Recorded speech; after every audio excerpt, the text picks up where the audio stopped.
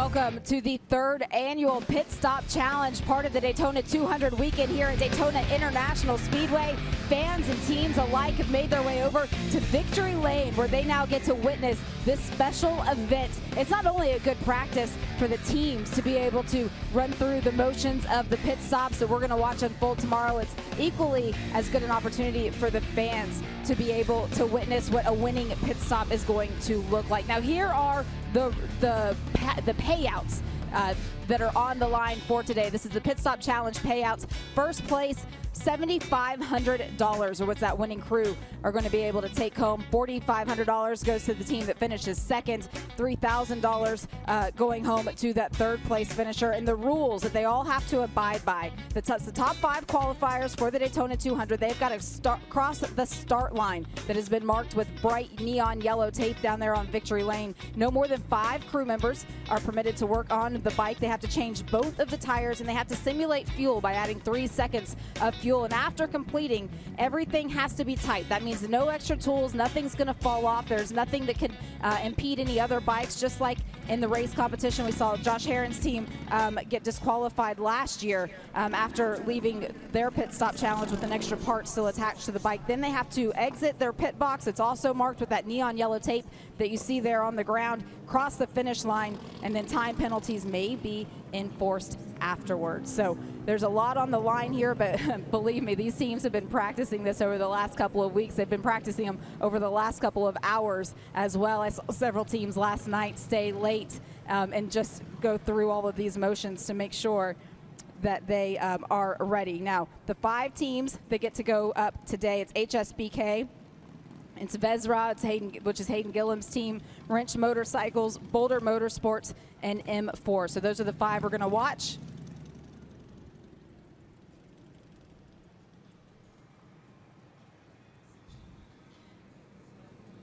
You see Josh Herron sitting aboard. It is not mandated that the actual rider sits on the bike, but HSBK, this Warhorse team, they have decided to use Josh in this challenge, and they look like they're ready to go.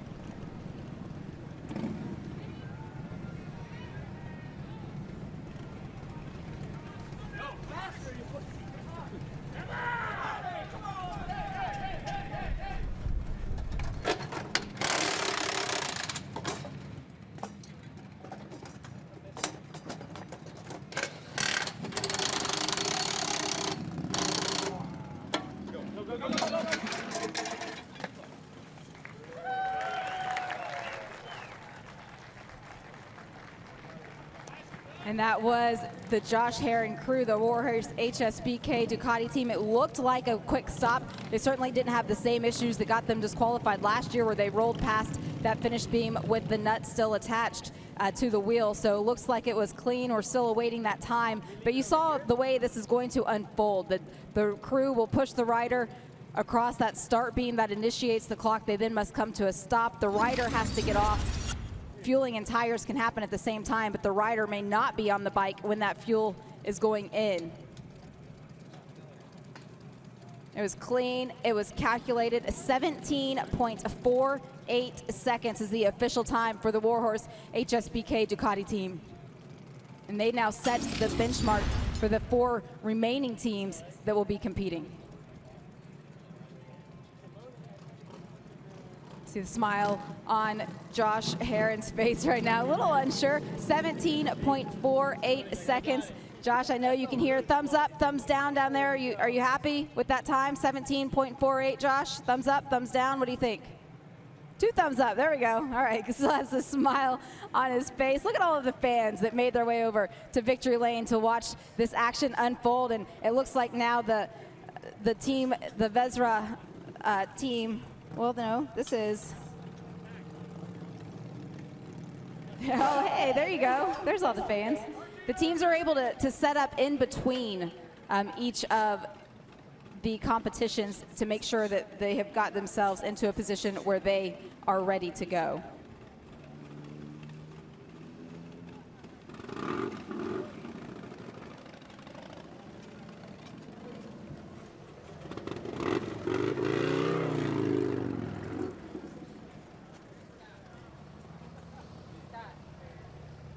So in the time that we've been given the list of who's going to go next and when all of the teams made their way over, I've been told that Hayden Gillum, who was supposed to compete, they've made the decision not to. And so that's why we see Xavi Flores down there now with his crew getting ready for this pit stop challenge and all of the $7,500 that is on the line. And that really comes down to the support of all of the sponsors and everybody that's put this money out there. MotoAmerica wants to thank their partners in Dunlop, Pirelli, Motion Pro, Millenium Technologies, Coatzy Moto, San Jose BMW, Liqui Moly, E3 Spark Plugs, Missions Foods, REVIT, S&S Cycle, Parts Unlimited, RNG Racing, the Honda Red Rider Rewards, Cometic Gaskets, VP Racing, and Cardo. Now those last two sponsors, those are two special ones because the winner also gets $1,000 worth of VP Racing fuel to use over the course of the season and $1,000 worth of the Cardo New Edge Duo and 2 Edge phones. But I'm also being told, breaking news,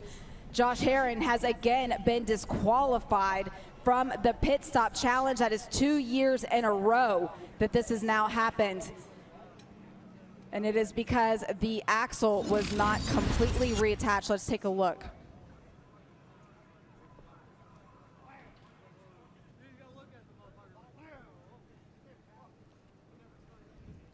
And that is just a devastating blow. We saw the 2 thumbs up from Josh Herrin afterwards. He thought the time was all right, but unfortunately, it was not executed in a way that would be legal in race conditions, and that was what this is all about. Was Roger Hayden now joins me up here in the booth. Roger, the implications of that during one of the pit stops that occurs in the Daytona 200, what would that mean? Yeah, it could just run your race. You see how they're really quick there, and it's really just the one mistake that got them, but you know, hopefully they get that out of the way today and not have it tomorrow because it could be really costly.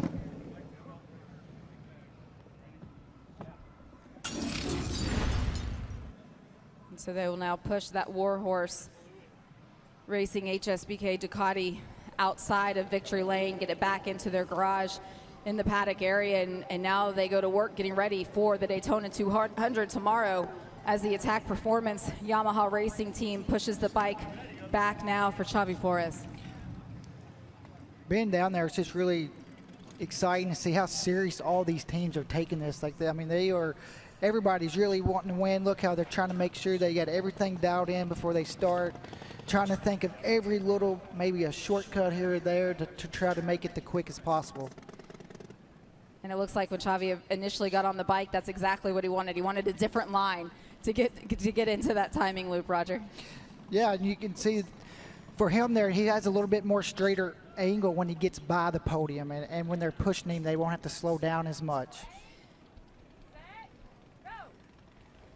We heard that ready, set, go from down in Victory Lane.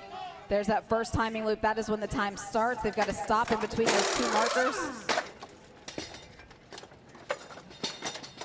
Both the front and the rear tires coming off. Xavi is already off of the bike. The 3 seconds of fuel. He's back on. Look at him. Oh, look at that effort to get him across the exit loop. That was quick. That looked pretty good. He gets the good job fist bumps. 15.91 seconds. So substantially quicker than what the Warhorse HSBK Ducati team did before they were disqualified. Roger, in your time, do you ever have a pit stop that was that quick? No, not that stuff or quick, but now they kind of have it little different rules where they use less quick change stuff. But for these guys to come in and be able to change that fast, I mean, they could do that during practice. It's really incredible how they don't make a mistake. As we see a replay of these guys doing it again, all it would take was one person to make one small mistake to stand everybody has to work together. One guy can't jump in too quick or it's going to mess up the whole rhythm there. And these attack guys, they have this, you know, they practice this a lot before coming into this weekend. Yeah, this is certainly not the first time that they've gone through all of these motions. Maybe with Xavi Flores aboard the bike, as this is his, at the moment, one-off weekend for this team, and as the defending Super Sport champion, or the reigning Super Sport champion, I guess, he may not have a lot of experience with this. But he does do some endurance racing, so for him doing the World Endurance, I think it will help a little bit. But there's no replacement for doing it with your own team, your own bike. It's the first time he's doing it with this bike, this crew, you know, so it's going to be a little bit different. Just another opportunity for everybody to get more comfortable before we go into the Daytona 200 tomorrow. 15.91 seconds for Xavi Flores, as now we have the Wrench Motorcycles team getting ready to go with their rider, Bobby Fong. I haven't seen Bobby down in the victory lane area.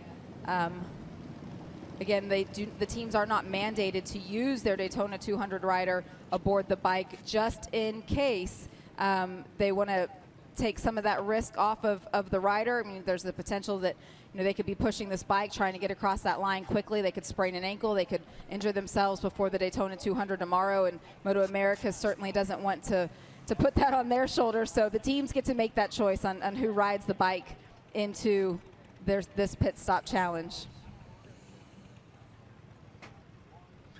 It would be kind of cool to see a mechanic kind of get to play the rider role there and be able to push it in. And I'm not sure if Bobby's going to be down there. I didn't see him either. We know he had the Mission Foods bagger race. And yep. He has certainly been busy. They're now still taking a couple of moments. They do have about 4 minutes in between each of the sessions where they can take their bike over to the area and tape it off and make sure they have the marks where they want them. See Dave Anthony right now talking to Nicole Cox, and I'm not sure if he's asking about rules and getting verification, or if he wants to make sure. I mean, maybe Dave Anthony's going to be aboard the bike. He knows how to do the pit stop. He's a rider, and also he's a team owner, so he could probably do it pretty good. He gives a nod of the head. He liked whatever the result of the conversation was. He looks like he's okay. I think they're pretty close to ready as well. I have all of now these marks on pit lane that they tape off. This would be done already out on pit lane. They'll go back in the morning, make sure everything is right and it's still secured and everything's where they want. They've been practicing this out on pit lane throughout the weekend. But Roger, how important is it to have those marks laid out? It's really important, and it's also important for the rider to not execute, because these guys the pit crew's expecting you to stop in a certain spot. So if you go too far forward, you know that the front stand is going to be in the wrong place, and it's going to take a little bit more time, or if you're in the wrong place, it could put the bike up crooked and then kind of get stuck in there. So it's really important for all these guys, and even though you see Dave Anthony, it looks like he's going to be the one to ride this for Bobby Fong, and you know they've been practicing in the pits as well. You look at Dave Anthony, he's larger in stature than Bobby Fong, and does that change the way the pit stop execution happens? He's got to get off of the bike in order to start the fueling process. Well, he was just flexing, so maybe he's a little bit stronger than Bobby. Might think that might help during the pit stop. That might be their strategy, but it'll be different. So here we go. Pushing him in across that starting loop line. Now he is in the pit box.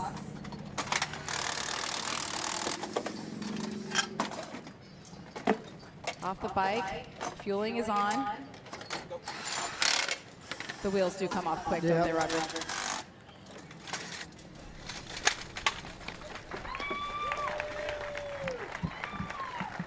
The fans like it. Yeah. Everybody's applauding down there. What do you think, Dave? Thumbs up, thumb down. Did it feel fast? Oh, no. Was not happy with that. Oh, 19.72. Almost 4 seconds slower than the attack performance Yamaha team for Xavi Flores. Think about it in the race tomorrow. That's 4 seconds. You can't make up 4 seconds. It'll be hard. Yep. But also they got some practice now as we see the replay. You you know, they probably can go back and see where they were slow, or then kind of practice it tonight, or even in the morning as well if they want. We're watching that in slow motion, so it's hard to tell for certain, but when we see the replay of that, the front wheel going back on, it looks like maybe that was a little bit of the lag time. Yeah, it looked like a little bit there, and then also, you know, pushing in. That's the thing with the, you know, coming in the pits, you can really make up a little bit of a time if you kind of really rush right into your pit stop, even though there is a pit lane speed limit. But it's important how fast you get in there, and then also able to get out, because every second, you know, you make up a little bit here, a little bit there, and then all of a sudden you've made up a couple seconds. And as the Wrench Motorsports team clears out of the way, the Boulder Motorsports team now making their way in to begin setting up their area for their rider, Stefano Mesa, who I don't know if he's going to be the rider. Now I have to question everything. I don't know if Stefano's going to ride the bike in, but there he is. I imagine Stefano's going to be aboard that bike. I mean, he rides everything, so how's he, you know, he's going to ride it in as well. Stefano, can you hear me down there in Victory Lane? You can use one hand, you can use two hands. How many times have you guys practiced this? A few, like 5 fingers, 10 fingers, how many? 30 minutes of practice. All right, listen to we can hear him even through that camera mic. Thanks to Audio Technica and having that microphone right up in Stefano's face. Stefano, watching closely as that tape is going down. You've seen everybody else ahead of you go. There's going to be one team after you. It's the M4 Suzuki team with Tyler Scott listed as the competitor. Quickly, if the camera's still right there in front of you, do you like your chances? I think so. I think we're pretty solid. Think we're pretty solid. He likes it. Look at all these fans behind you, Stefano. Look at everybody watching. I see some shirts out there that match your shirt. How cool is that? Turn around, give them a wave. They're all down there to see you. He's not even listening. He's focused. He's in go mode right now, Roger. And for them, you kind of get to watch and see what the other guys do. You know, I wonder if it's better to kind of go first to set the bar, or if you get to go last and get to see everybody else if they make mistakes or how they do it. I guess it depends on how comfortable you are with the pit stop that you need to complete. If everybody goes ahead of you and they're, right now the best time is 15.9, let's say you've done 30 practices like Stefano's team, and maybe you're in that 14-second range, you'd feel pretty good about going last. But if you haven't gone that quick, it also presents the opportunity to make mistakes if you're trying to rush through it. And that's the thing, the most important thing, you want to be quick, but you can't be too quick where you make a mistake and then really be costly. And this is just one pit stop as part of this pit stop challenge. It's a one and done. This is your only opportunity. You can't go back and go for another one. Over the course of the 200 miles tomorrow, Roger, how many times are these crews going to have to execute? 2 stops for the Daytona 200, so that's 2 opportunities for the crews to come in. They usually kind of split it up around about 20 laps here or there, or even more. Every team will be different, but definitely a couple stops. So you got to do it more than one time. It's a little bit more stressful than the pit stop challenge. All right, Stefano is mounted. This team is ready.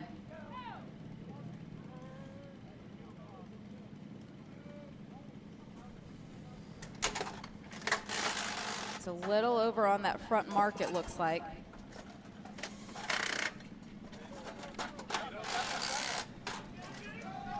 Look pretty good. Looks pretty good. He helped push his way off. Dave Anthony lifted his legs, and the crew had to push him. Now Stefano takes the bike back.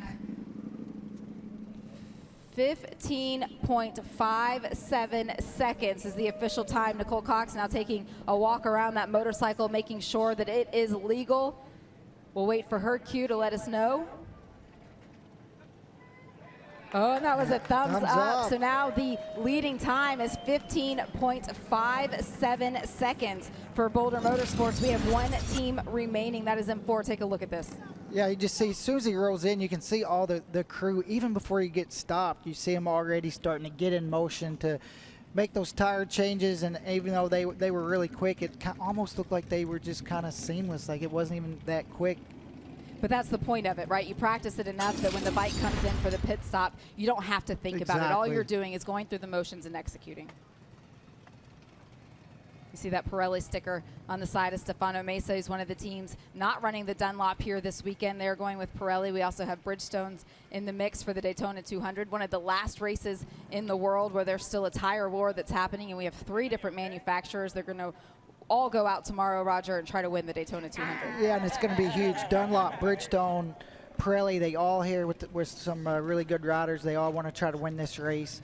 You know, what better than have your ad all year is the Daytona 200 winning tire. It's going to be huge. And the good thing about it is because all the other teams, all the other tire manufacturers, they've all really stepped up.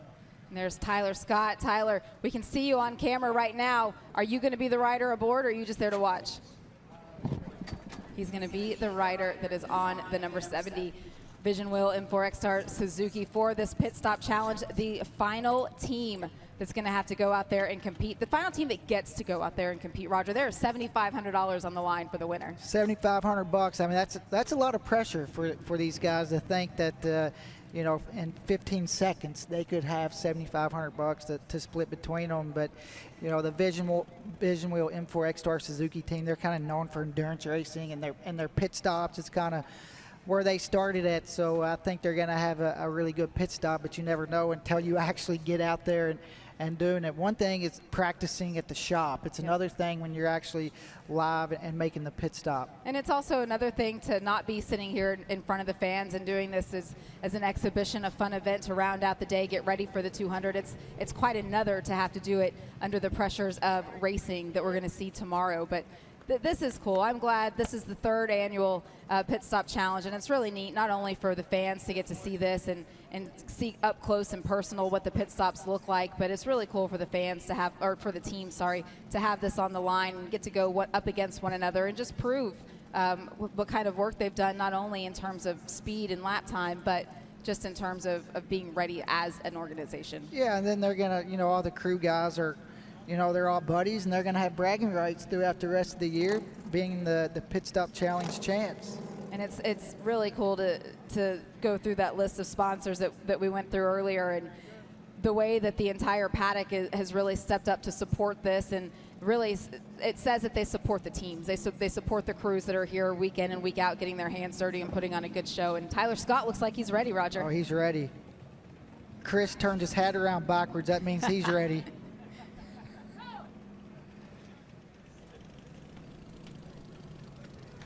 He's across the line. The clock has started.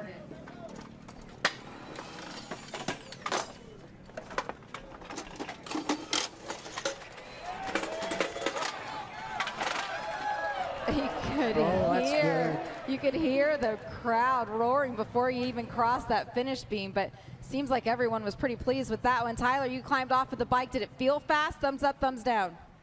Felt fast. Oh, 12.905 is the official time. That is a round of applause, but we don't know if it's official yet. Did a piece potentially fall off? We need to get the official word from Nicole Cox on if this time's going to stand. Right here.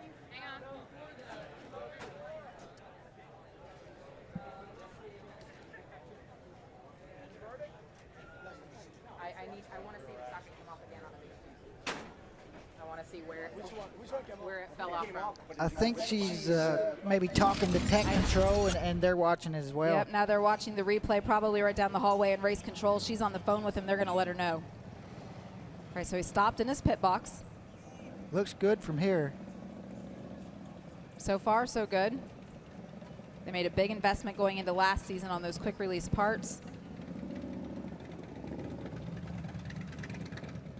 Oh. And that is against the socket, the regulations. She's still on the phone. I just want to see exactly where he was when the socket came off. I like how they picked it up already like it didn't happen. You didn't see anything. It wasn't laying here. The question is, was he in the pit box? Was he out of the pit box?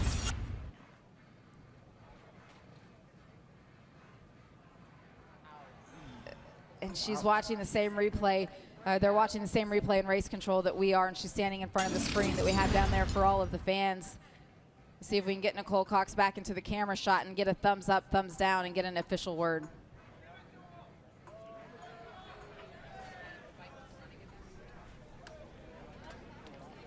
that's how important it is.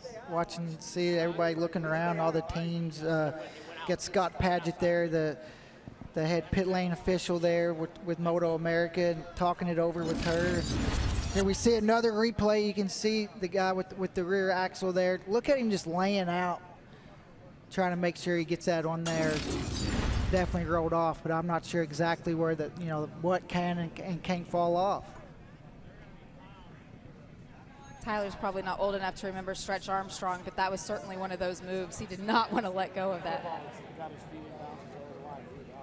Let's put this into race conditions, Roger.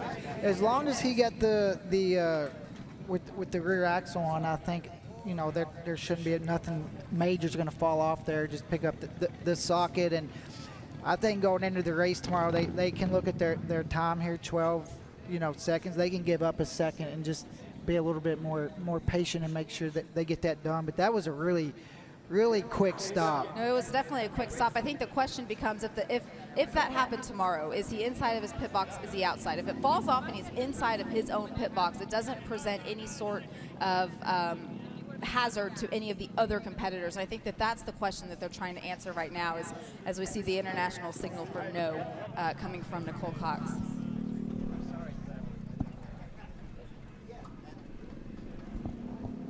And we see the body language right now, everyone walking away. They said, "I'm sorry." I heard an "I'm sorry" from one of the crew members, Nicole Cox, calling it officially disqualification, which then means that 15.57 that we saw out of Stefano Mesa, that becomes our quickest time of the 2024 Pit Stop Challenge. And that Boulder Motorsports team will go home with a check for $7,500, Roger. Not a bad little payday for the crew, and hopefully they get to share that and pass it around. And they put a lot of work in and practicing for this, so it's a really cool reward for all those guys. And you can see how frustrated the guys that lost are, and that's what I love about this so much, is just how serious the teams take it. And we mentioned that $7,500. It's going to Stefano Mesa's crew. Second place, $4,500. Definitely not a bad payday for them either. $3,000 going to that Wrench Motorcycles team that Dave Anthony filled in for Bobby Fong on board for this Pit Stop Challenge. The winners, Stefano Mesa's team, they're also going to get that $1,000 credit from VP Racing Fuel that they can use over the course of the season. They're also going to get $1,000 worth of the Cardo New Edge Duo and 2 of the Edge phones. So we are now back for the check presentation. Stefano Mesa, you had a bigger smile on your face before the Pit Stop Challenge. This Boulder Motorsports team is now going to be presented a check for $7,500. This is huge for them. Huge for the team, and then also for Boulder Motorsports to get to come in here and compete with the the big teams and show that they put a really good team together. So I love it when I see new teams come in here, and even if it's just the Pit Stop Challenge, but come in here and be the ones in victory lane and able to take the photo. And I just really enjoy when it's new people like that. I know Boulder Motorsports has been around for a while and has had success, but to be able to pull their bike into victory lane at Daytona, even as just a Pit Stop Challenge, is awesome to see. That's also a pretty cool trophy. Did you see that sitting? That's going to look really good sitting in the race shop.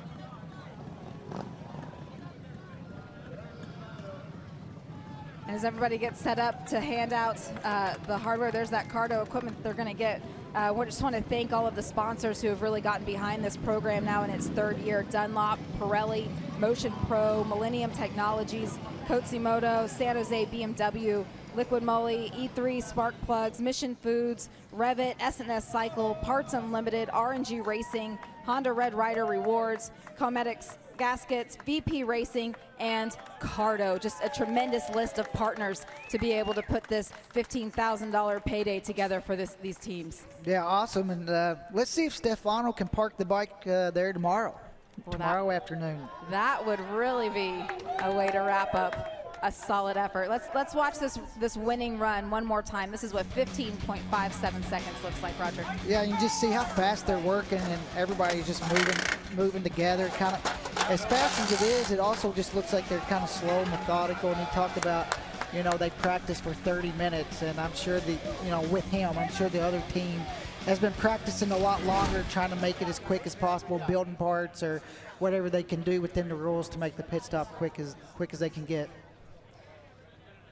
All right, and as we just saw Stefano hand over those Cardo Systems as he goes back over towards the podium area. Let's talk about tomorrow, Roger. We just saw the pit stop challenge. You said it's going to be a 2-stop race, assuming that everything goes to plan. They may have to come back down to pit lane for an unplanned pit stop, but these are why the crews go endurance racing. Yeah, and it's just huge. And tomorrow, what are we looking forward to? Obviously, you know, that's what we're all here for, the Daytona 200, and such a long race, such a unique race, and just looking forward to it. We've been talking about all weekend, really, just it's so hard to tell, and I feel like we've come another full day, and it's like, who's the favorite? It's hard to decide. And you watch these pit stops, and you can just see where one little mistake, even just these was just 5 teams, and we've seen a couple little mistakes. So you just think about when the race is on, and people's yelling, go, go, go, when you're trying to do your pit stop. So looking forward to that. Looking forward to Bagger Race 2 tomorrow. That was a really good race.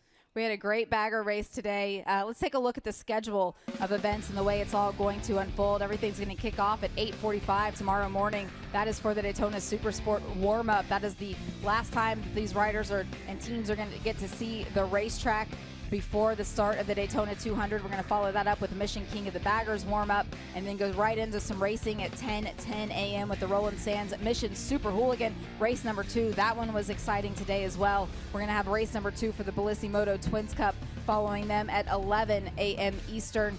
We will then go into the lunch break. Everybody's going to have a couple of moments. Our coverage here on MotoAmerica Live Plus, it will not pause. Roger, you and I get to go down there, hopefully, and do some interviews. We're going to get to talk to some fans, talk to some riders, talk to some teams, and really give a behind-the-scenes look of everybody getting ready for the racing of the Daytona 200. We've got a great Grand Marshal and Tyson Beckford that will be here throughout the day tomorrow, but really, we have so much still to look forward to. So much to look forward to, and the big race tomorrow, and all these guys and been out there struggling. They got one more night to sit down with their crew, and whatever they're working on or whatever issues they're struggling with all weekend, they have one more night to try to get it sorted out. It's going to be a long race. Everybody's got to stay hydrated. Everybody has to get some sleep. It's going to be hard to do if today didn't go as you planned, if you still have those nerves. But we'll be here to cover all of the action on MotoAmerica Live Plus. Thank you, and have a good evening.